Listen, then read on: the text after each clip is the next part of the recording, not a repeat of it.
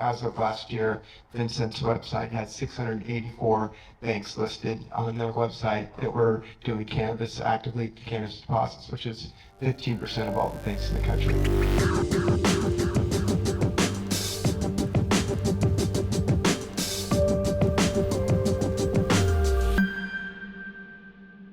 So I know historically banking with in the cannabis industry, there's a lot of challenges there. Like how do borrowers pay you? Pay the free? Like how does all that work? Sure. So the biggest misnomer that I have to unpack, and even with the banks themselves, is that any bank can make cannabis deposits if they wanted to. And the ones that are more difficult to do would be cash deposits, and that requires a suspicious activity report.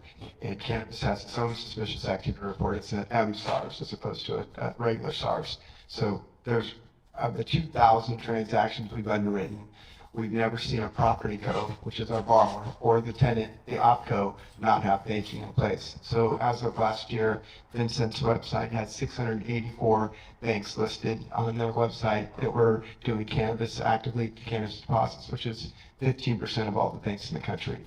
And the reason that all the rest of the banks don't do it is that you have to have compliance set up to board that cash, or you are in jeopardy of losing your banking license. So it's just not worth it having that exposure for those deposits unless you've set up that compliance department. And so the banks that do it, they've set up a department for that, and they charge for it, or they require minimum deposits for that. So the reason that there's so much cash buildup is that it's not the banking, it's the credit cards. And so all transactions start with buying cannabis at a retail dispensary or some retail transaction, and credit cards are run on the federal system. And so you can't use credit cards or ATMs.